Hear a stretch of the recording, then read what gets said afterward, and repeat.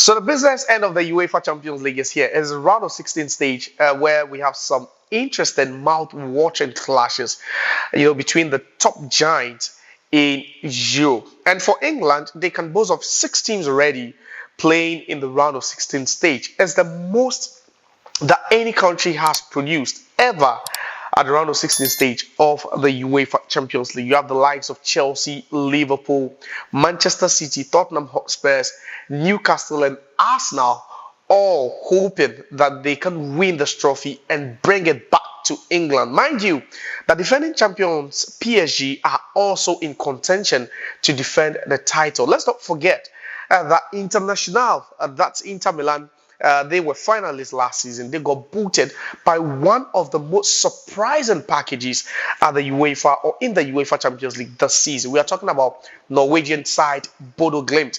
They defeated Inter Milan 5-2 on aggregate to qualify to the round of 16 stage of the UEFA Champions League. Now let's pick the games one after the other and preview them, but then let's also hear from you what you have to say with regards to these games and which teams do you think have got what it takes to move to the quarter-final stage. Now, one of the games that you would always hope to watch, because it would definitely be a big game, will be that game in Istanbul where Galatasaray will be taking on Liverpool, and that surely is a big game. Mind you, these two teams met during the group stage, and it was Galatasaray that actually pipped Liverpool to 3 maximum points in that game. Yeah, if that game should give us any indication what we should expect, then it should be a cagey one, especially looking at the fact that Galatasaray, despite the fact that they've beaten Liverpool in the group stages, they had to knock out, powerhouses Juventus in the playoff round. Now, they beat Juventus 5-2 at home,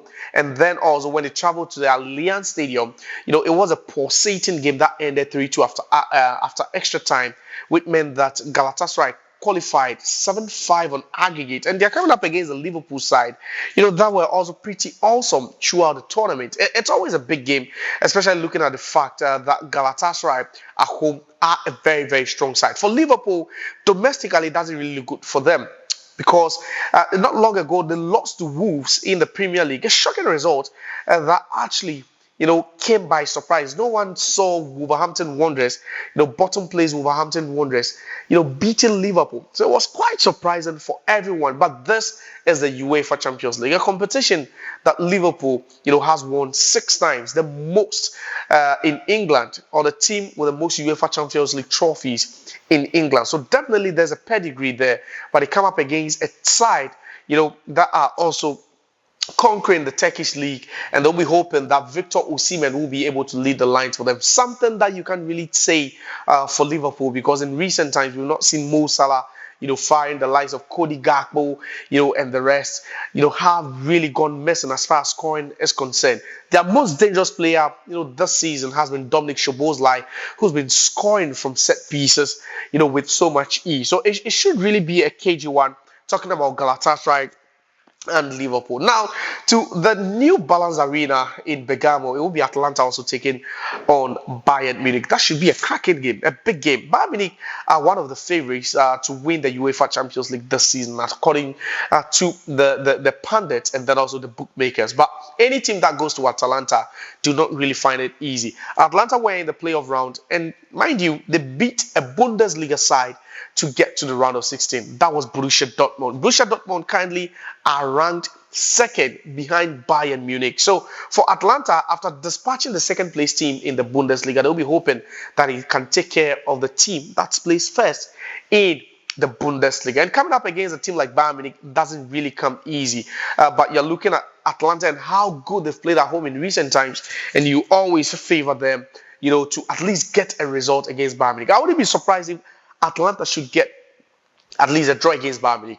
But Bayern Munich also boasts of one of the best attacking units in Europe this season. They have Harry Kane, who has scored 30 goals already for them, in fewer games. Then you have the likes of Michael Olise, and then also Luis Diaz, who is also firing on all cylinders. So for Atlanta to try and get something in the first leg, then they would have to apply the brakes on this fearsome, trio of attackers, and that could be the only way they could snatch something from this game. But for me, my money will be on Bayern Munich, to qualify to the next round. Even though the first leg can't see anything happen, I think that Bayern Munich have got a lot of quality to try and beat a team like Atalanta. Let's move to the Wanda Metropolitano, where Atletico de Madrid will be hosting Tottenham Hotspur. Now, Tottenham Hotspur, they've got such a funny season already.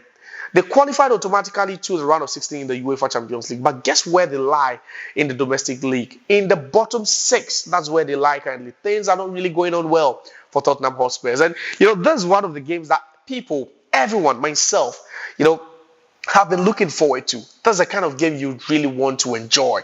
And Igor Tudor, he's taking over Tottenham Hotspur, but then people feel that he's not really been able to grind the results so far. But then it's football. Sometimes it takes time, and that's why the fans might not really be patient. But then Atletico de Madrid will be hoping that being dubbed and reckoned as one of the giant slayers in Europe, they could put Tottenham Hotspur to the sword. I think Atletico Madrid should be favourites in this particular one. Looking at how poor Tottenham Hotspur, have fared domestically, Atletico Madrid, after beating Belgian side Club Brugge in the playoff round, they should be able to get this one over Tottenham Hotspur. Now to the St. James Park, where there's Newcastle also hosting Barcelona. This should be a cracking game by our standard.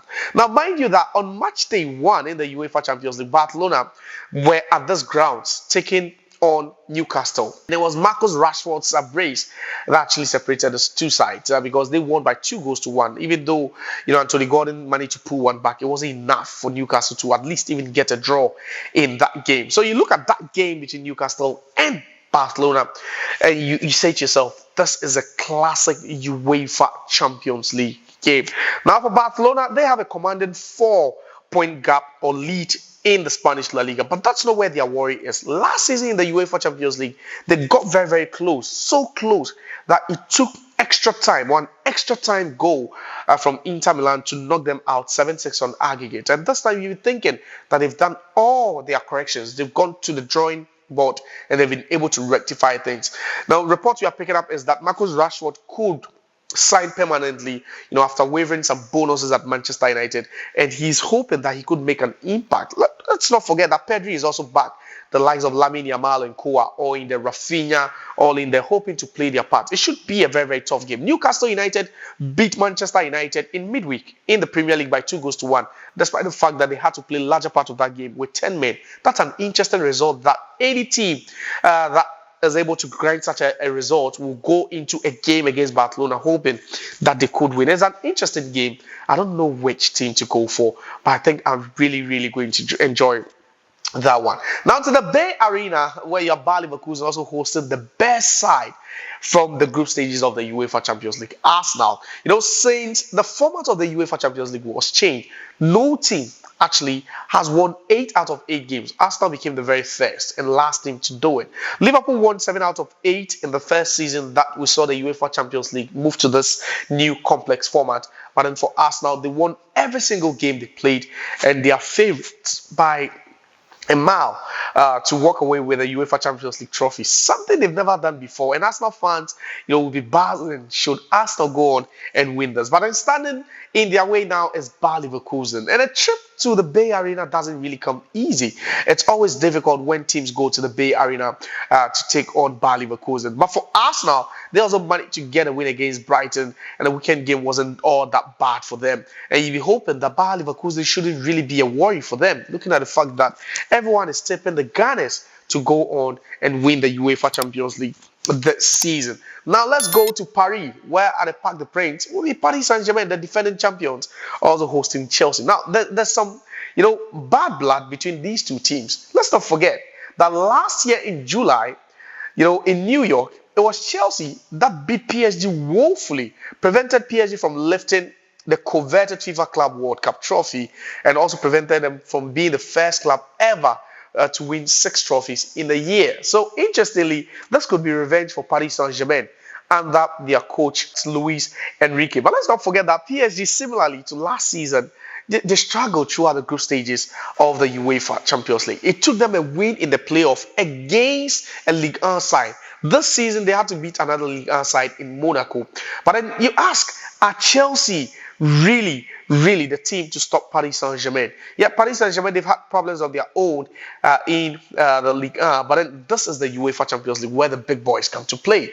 And if you talk about experience and having big boys and big players show up on the big occasion, then you always mention PSG. Let's not forget that the reigning, Ballon d'Or winner is still at PSG. We are talking about Ousmane Dembele, with help coming from Desiree Doué, Kvaratskhelia, Bradley Barcola, and other players around. They still have quality in there. But for Chelsea, it's Liam Rosenier, former coach of Strasbourg, who used to coach in the Ligue 1, and he's faced PSG a couple of times. So he should be abreast with how to map up a strategy to beat this PSG side. Earlier on, I told you Newcastle Barcelona was a close call, and I didn't know who to go for.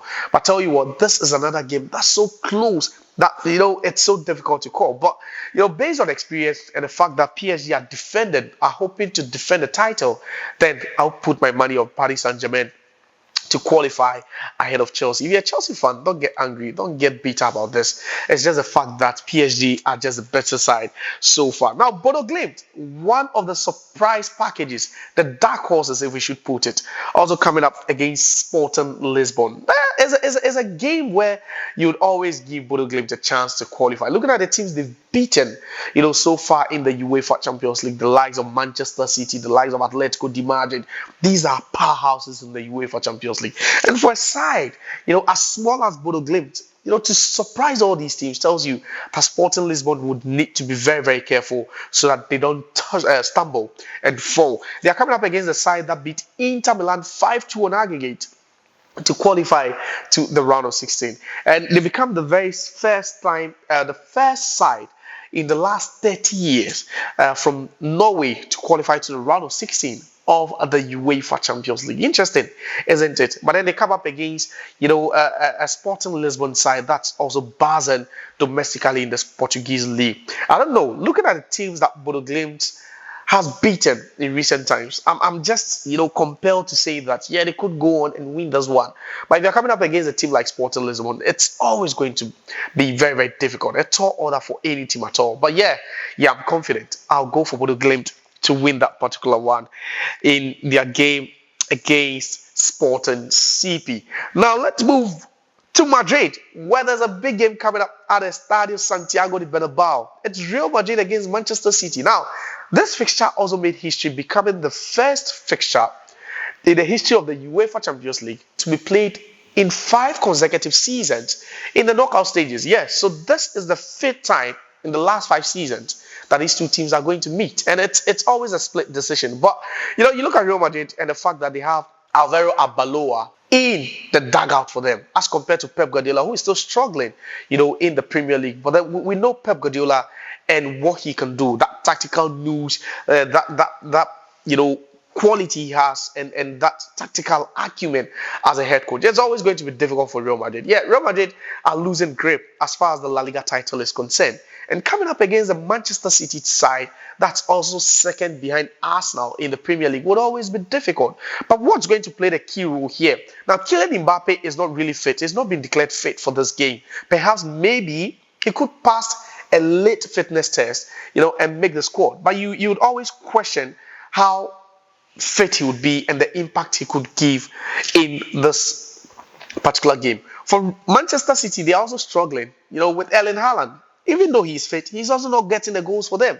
So both teams could go into this fixture not being able to rely on their most trusted attacking options or their most trusted strikers in this game. But then you look at Manchester City, there's so much quality in there. The likes of Ryan Cherki, Antoine Semenyo has been firing for them in the league. You have the likes of Bernardo Silva, Rodri, and co. For Real Madrid, they are still facing injury crisis because Jude Bellingham is not back.